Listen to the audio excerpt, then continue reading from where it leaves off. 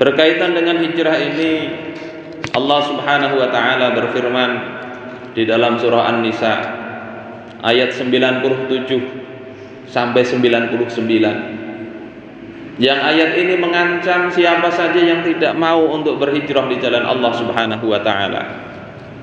Allah berfirman, innal ladzina tawaffahumul malaikatu dzalimi anfusihim qalu fima kuntum qalu kunna mustad'afina fil ard qalu alam takun ardullahi wasi'ah fatuhajiru fiha faulaika ma'wahum jahannam wasa'at masira.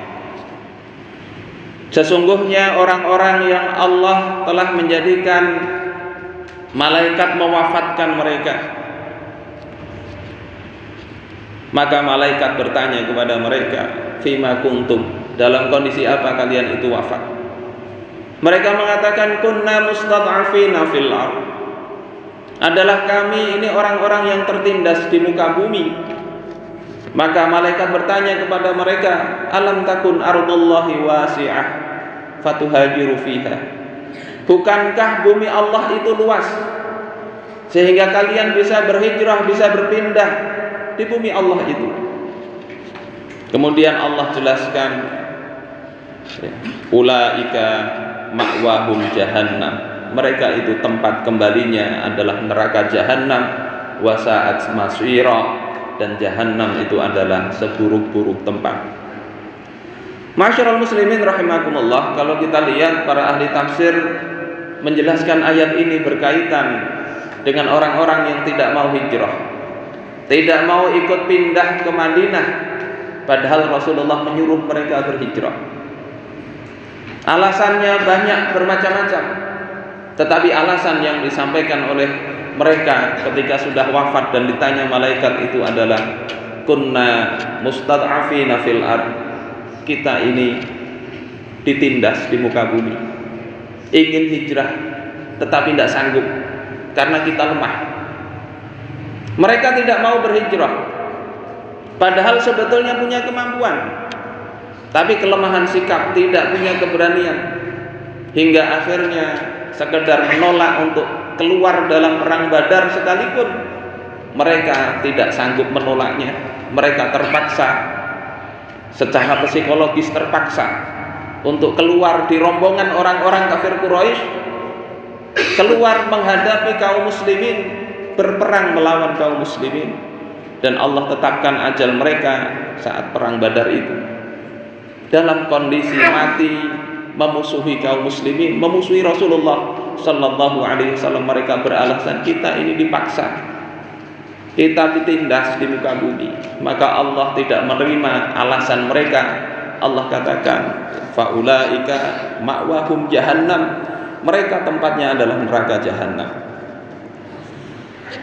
Masyarul muslimin rahimakumullah, di ayat berikutnya Allah kemudian memberikan pengecualian, illal mustad'afina minar rijali wan nisa'i wal wildan, kecuali orang-orang yang tertindas, yang lemah di antara para lelaki, para wanita dan anak-anak. La yastati'una hilatan, yang mereka itu tidak memiliki hilah, tidak punya upaya.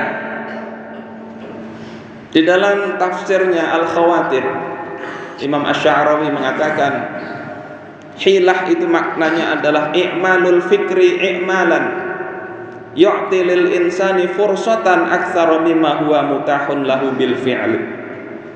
Hilah itu adalah menggunakan pikiran dengan penggunaan yang dengan memikirkan itu, dengan penggunaan akal itu, dia bisa memiliki kesempatan, kemampuan yang tidak dimiliki oleh kebanyakan manusia secara tabiatnya begitu.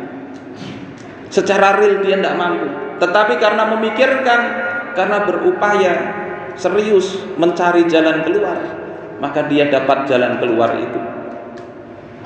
Orang-orang seperti ini yang dimaafkan oleh Allah Subhanahu wa taala, tidak ada lagi jalan keluar untuk berhijrah. Terpaksanya, betul-betul terpaksa. kemampuannya memang tidak ada dan tidak menemukan cara untuk mengupgrade kemampuan itu. Berbeda misalnya kita, Allah berikan kemampuan beban mengangkat mungkin paling besar 50 kg bisa kita angkat. Kemudian diberikan kita beban 100 kg untuk kita angkat, maka secara manusiawi, secara real kita tidak bisa mengangkatnya. Kemudian dengan upaya, dengan hilah kita bisa melakukannya. Banyak cara bisa kita lakukan. Kita pikirkan bagaimana mengangkat beban yang berat itu. Bisa dengan menggunakan alat, entah itu dongkrak misalnya, entah itu alat yang lain, atau bisa kita kurangi sedikit-sedikit beban itu, atau kita bisa mengajak orang lain untuk mengangkatnya. Itulah hilah, i'malul fikr, menggunakan pemikiran sehingga sesuatu yang mungkin berat itu bisa dilaksanakan. Allah Subhanahu wa ta'ala memberikan keringanan, memberikan ampunan kepada orang yang sudah memikirkan tetapi tidak menemukan jalan untuk betul-betul berhijrah kepada Allah Subhanahu wa ta'ala. Illal mustad'afin minar rijal wan nisa wal wildan, kecuali orang-orang yang ditindas dari kalangan laki-laki, perempuan dan anak-anak, la yastati'una hilah, yang mereka tidak mendapati kemampuan untuk melakukan hilah lagi, tidak ada upaya, wala yahtaduna sabila, dan mereka tidak mendapati jalan untuk ke Madinah. Allah kemudian mengatakan di dalam surah yang sama ayat berikutnya, faulaika asallahu ayyafu anhum, faulaika asallahu ayyafu anhum, maka mereka itu mudah-mudahan Allah Subhanahu wa ta'ala memaafkan mereka. Kenapa dikatakan asallahu? Karena bisa jadi seseorang itu merasa sudah semaksimal mungkin dia mengerahkan kemampuannya, padahal belum. Merasa bahwasanya dirinya tidak sanggup, padahal secara hakiki sebetulnya dia mampu melaksanakan perintah Allah Subhanahu wa ta'ala itu. Merasa semua jalan sudah dia lakukan, padahal dia belum optimal menggunakan pikiran dan otak yang Allah berikan untuk menjalankan apa yang Allah Subhanahu wa ta'ala perintahkan. Karena itulah Allah katakan ulaika asallahu ayyafu anhum, mereka itulah yang mudah-mudahan Allah Subhanahu wa ta'ala maafkan. Wa kana Allahu 'afuwan ghafura, dan adalah Allah Maha Pemaaf dan Maha Pengampun. Ma'asyiral muslimin rahimakumullah, ini ayat-ayat yang berkaitan dengan hijrah pada masa itu, yang saat ini kita bisa mengamalkannya. Hijrah tidak berakhir dengan berakhirnya penaklukan kota Makkah. Hijrah dalam makna sebagaimana Rasulullah katakan, wal muhajiru man hajara ma nahallahu an. Dalam riwayat Imam Bukhari, orang yang berhijrah adalah orang yang dia meninggalkan apa saja yang Allah larang. Kita punya pekerjaan yang haram, maka bentuk hijrah tinggalkan semaksimal mungkin. Apapun alasannya, cari alasan untuk meninggalkan itu. Kita memiliki pekerjaan yang halal, tetapi pekerjaan halal itu diliputi oleh sesuatu yang kita sulit menjalankan ketentuan Allah Ta'ala. Kita bekerja tidak boleh sholat Jumat misalnya, kita bekerja tidak dikasih waktu untuk sholat, maka hendaknya ditinggalkan, cari pekerjaan yang memudahkan kita untuk taat kepada Allah Subhanahu wa ta'ala. Kita berada di lingkungan pekerjaan yang di situ banyak maksiat, maka hendaknya kalau kita tidak sanggup untuk mengubahnya, hendaknya kita berpikir untuk pindah pekerjaan. Kita tinggal di suatu tempat yang di situ tetangga-tetangga banyak melakukan kejahatan, maka hendaknya kita pindah dari situ.